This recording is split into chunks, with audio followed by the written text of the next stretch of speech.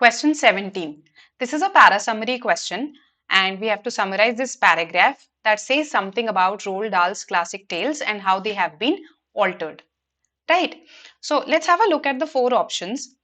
A says Roald Dahl's classic tales have been altered to be more palatable for modern audiences by eliminating misanthropy, disgust, and violence from them. Now, the author says that okay, so the author's tone here is very cutting, biting. The author is criticizing this move. This is clear to us from the paragraph, right?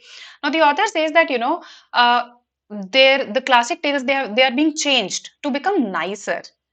And the author probably doesn't approve of it. But the author does not say it outrightly.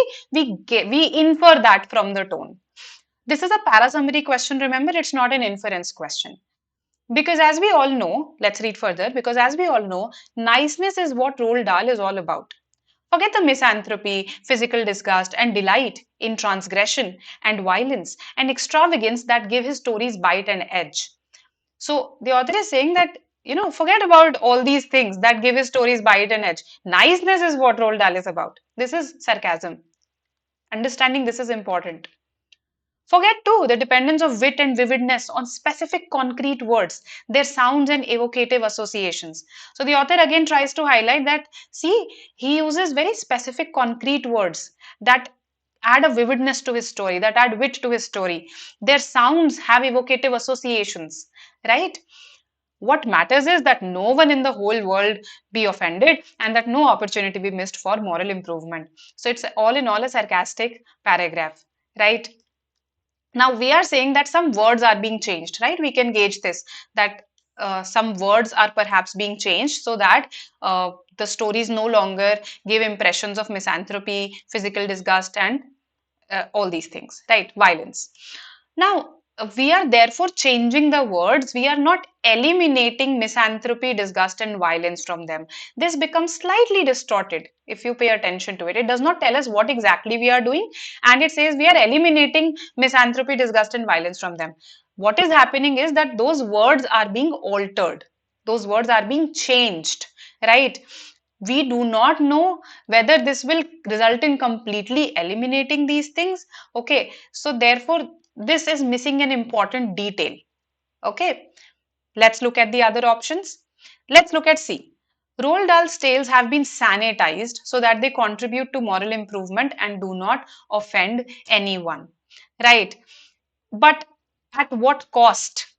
Okay, this comes at a cost, right? This sanitization comes at a cost. What is being compromised in the process? That is not stated in C, so it is clearly incomplete. So in my opinion, A and C were easy to eliminate. Between B and D, now let's have a look. Roald Dahl's tales have been altered to prioritize niceness and moral improvement at the cost of the edge in his stories and the wit of his words. Now this clearly states that what is the cost. We are probably changing some words, so that will also compromise on the wit of his words, and we are probably removing some instances maybe, so that will compromise on the edge in his stories. So this is capturing the essence of the paragraph completely.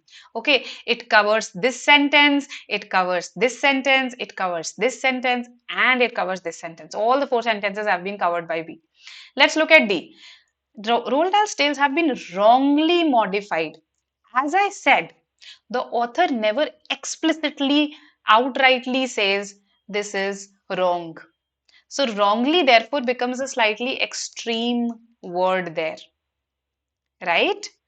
So at this juncture itself, we will eliminate it, right? So B is clearer. It also tells us that, okay, probably it's not just the words that are being removed, it's also some instances that may be that maybe, they may be being removed entirely. So B is the answer here. Hope this is clear. Others are eliminated.